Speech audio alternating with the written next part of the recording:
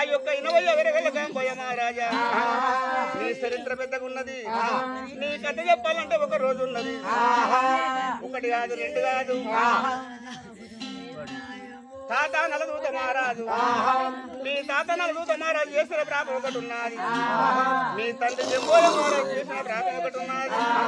అటువంటి 2 ప్రాపాలు నీ కూడా నిండుకున్నాయని ఎలాంటి ప్రాపాలు ఆ ప్రాపాలు ఏమని చెప్పన్నారు. మీ తాత నలదూత మహారాజు మీ తాత నలదూత మహారాజు ఏమి ప్రాపం చేశాడంటే అది ఒక కట్ట కన్నా చేప రైతులు ఉన్నారు. కట్ట కింద పొలాలు ఉన్నవి, చెరువులో నీళ్లు ఉన్నవి. ఆ కట్టకన్ని గుట్టలు ఉన్నవి. గుట్టల్లో ఒక నాగసర్పం ఉన్నది.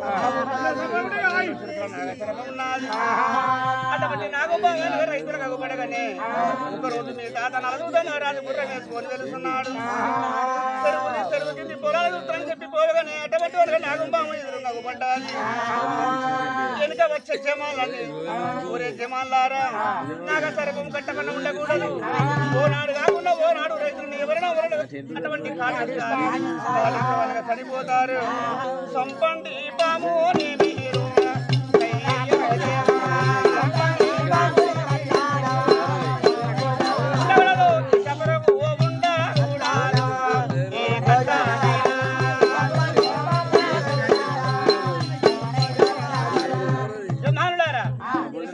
కట్టక ఉండకూడదు. దీన్ని ఖండించండి. నేను సంపేయమని చెప్పంటే కొట్టువన్నోనికే పాపం, కొట్టినోనికి పాపం. కోడినైనా గొర్రెనైనా సాగలైనా కోస్తాడు. కొయ్యవన్నోనికే పాపం కానీ కోసిన సాగలైనకు పాపం లేదు. నాగుంబావని కొట్టు అన్నవానికి ప్రాపం, కొట్టినోనికి ప్రాపం లేదు.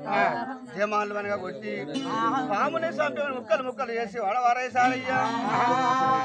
ఆ పాము అటువంటి 2 గర్భవతితో ఉన్నది. 33 అనగా గుడ్లు అనగా కడుపులో ఉన్నారు. అటువంటి పిల్లలు దచ్చాయి, తల్లి చచ్చిపోయినది. వారి నలదూత మహారాజా సచ్చిన ప్రాము ఏలాంటిగా శాపన పెట్టాది. ఓరి నలదూత మహారాజా ఇలాంటివన్నీ నా కడుపులో 33 అటువంటి నా బిడ్డలు అనగా మరణించారు. నేను కూడా మరణించాను. వారి ఈ పాపము నీకు తెలియకుండా నీ కొడుకు తెలియాలి, నీ కొడుకు తెలియకుండా నీ మనని తెలియాలని చెప్పన్నారు.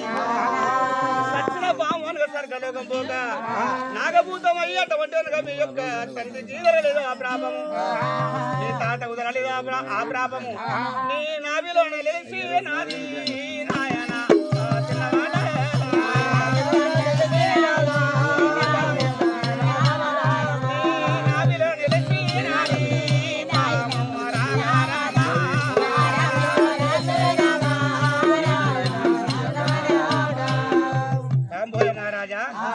అలాంటి నాగభూతమై అటువంటి నాగంబాబు శాపన నీ తండ్రి వల్ల నీ తాత వల్ల నీకు కలిగింది. నీ నాభిలో నిలిచిపోయినా.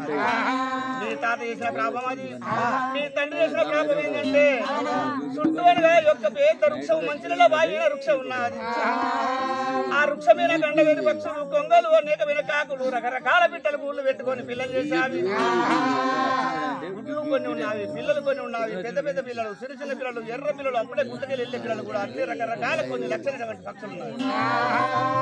కొన్ని లక్షల పక్షులు వృక్షంపై ఉండగా అయ్యా అయ్యో జంబోయ మహారాజా మరి మంచినీళ్ళ బాయి నిన్నే వృక్షం ఉన్నది. వృక్షం మీనటువంటి పక్షులు ఉన్నాయి. పిల్లలు పెడితే పిల్లలు తిరిగేరుగుతున్నాయి, బాయిలో పడుతున్నామయ్యా. ఈ నీళ్లు మీరు పెట్టదాలని రైతులందరూ మొర చెప్తున్నారు.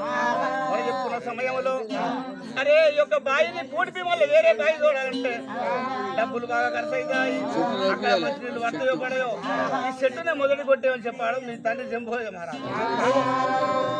అన్న తర్వాత జమాలు వచ్చి వృక్షాన్ని కొడితే రాని వృక్షము కింద పడతామనగా పిల్లల వల్ల చనిపోయినావి, గుడ్లు పగిలిపోయినావి. మేతకు పోయి మేత పట్టుకుని వచ్చే వరకు మొత్తం పిల్లలు చచ్చిపోయినాయి. ఆ లక్షలాది పక్షులు వేలాంటి చేపలు పెట్టాయి. వారి జంబోయ మహారాజా గారు మా బిడ్డలు అటువంటి ఎట్లా ఇచ్చిపోయినారు.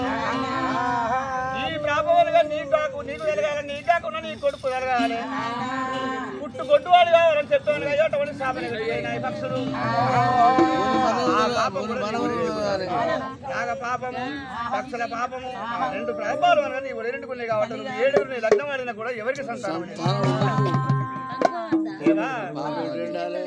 దేవాది దేవుడా నిజమైన అటువంటి ప్రాపాలు చెప్పినవు కానీ అట్టి ప్రాపాలు ఎట్లా జరిగిపోతాయో చెప్పవయ్యా.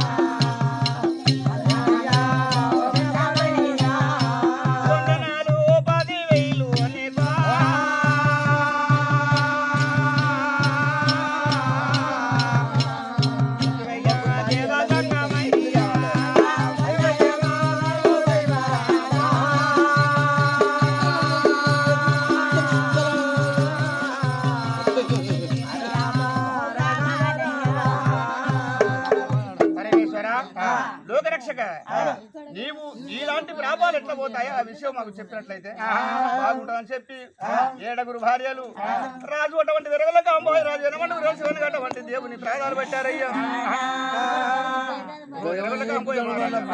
పోయే మార్గం చెప్పు అన్నావా నీవు ఏమి చేయాలంటే 7 ఎకరాల నల్లరేగట్లో దాన్ని దున్ని నీళ్లు పట్టి మామిడి ముక్కలు జామ ముక్కలు బంగినిపల్లి మామిడి పండ్లు అటువంటి చెట్లని రకరకాల పండ్ల చెట్లు పెట్టాలి పండ్ల చెట్లు పెట్టి పండ్లు అటువంటి పండేదాకా అక్కడ కవలిగాని నుంచి పండ్లు పండిన తర్వాత కవలిగాని పెట్టకుండా పక్షులకే వదిలిపెట్టి రావాలి తెల్లం దాకా పక్షులు పొద్దున దాకా పక్షులు తిని అటువంటి పోయి అవి కొన్ని రోజుల వరకు ఏమంటాయంటే ప్రతిరోజు కడుపు ఉండదు అనుకుంటా ఈ తోట పెట్టిన వాళ్ళు ఎవరు అతని కడుపు చల్లగుండా అతని కొడుకుల బిడ్డలు చల్లగుండా అని దీవించి పాపం అక్కడికి వాచిపోతాది నాగేంద్రుని పాపం ఉంటే 3 బజార్ల కాడ నాగబునేటువంటి గుడి కట్టాలి నీ వనక సుతారి పనులు చేయాలి నీ భార్యలు అటువంటి కైకిలు వనక కూలి పనులు చేయాలి అక్కడ గుడి కట్టి ఆ గుడిలో నాగశేషుని యజ్ఞం పెట్టి ఆ నిజమైనటువంటి పూజలు చేయాలి గంగా పూజలు చేసుకుంటే అక్కడ గంగా ఉపాలనగా పెట్టిన వరకు పుట్టలేని పుట్టలే గుడిలో పుట్టి అక్కడ నుండి నా పుట్టలకి వెళ్ళి నాగేంద్రుడు బయటికి వెళ్ళి నాగేంద్రుడు వచ్చి గంగా ఉపాలు తాగుతుంది నీ యొక్క అటువంటి నాగుపావం ప్రాపం అక్కడికి పోతాది మళ్ళా మిక్క ఏమి చెయ్యాలి రక్తగుండం తోడాలి పాలగుండం తోడాలి నీళ్ళగుండం తోడాలి పైస్తుని 7 భార్యలు నువ్వు ఎనమడుగు రోజు రక్తగుండంలో మునగాలి తర్వాత పాలగుండంలో మునగాలి పాలగుండంలో నీ పాపాలను పసిపోతాయి నీళ్ళ గుండంలో నీ పాపాలు మొత్తం నిలిచిపోతాయి అప్పటికి నీ పాపాలు లేకుండా అయిన తర్వాత మళ్ళీ స్వయంగా నేను వచ్చి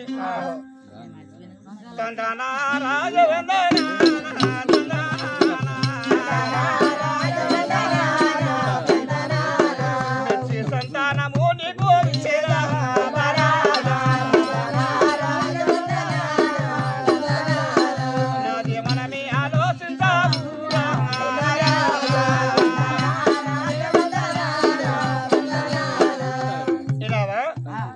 చెప్పిన అన్ని చేస్తేనే సరే అలా ఒక్కడు తక్కువైనా కూడా నీకు సంతానం కలగదు నేను రాను పరమేశ్వర నిజంగా ప్రకారంగా చేస్తానండి అటువంటి వెరగొల్ల కాంబోయ మహారాజు మరియు శంకరుడు చెప్పిన ప్రకారముగా తోటలు పెట్టాడు పండ్లు కాశావి ఫలములు తింటున్నావి పక్షులు దీవెన పెట్టావి నాగశేషుని గుడి కట్టాడు గుడిలో అటువంటి పుట్ట పుట్టాలి 7 ఎనమండుగురు కలిసి పూజలు చేశారు గంగా పాలు పెట్టాడు నాగసర్పం వచ్చాను పాలు తాగినాది నాగేంద్రుని ప్రాపం పోయినాది తోడాడు పాలగుండము నీళ్ళగుండం తోడాడు అయ్యా ఎనమండుగురు రక్తగుండంలో మునిగి అల్ల నుండి లేచి పాలగుండంలో మునిగి పాలగుండంలో ప్రాపాలు వాసిపోయినాయి అల్ల నుండి లేచి నీళ్ళగుండంలో మునిగి నీళ్ళగుండంలో ప్రాపాలు నిలిచిపోయినావయ్యా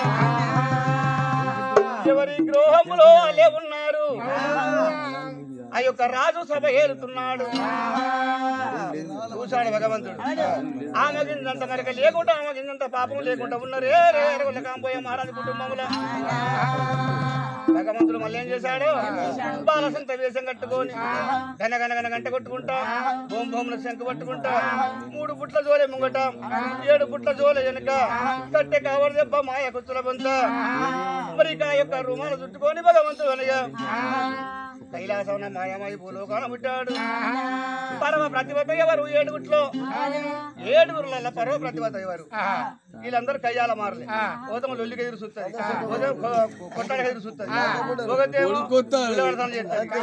ఒకటేమో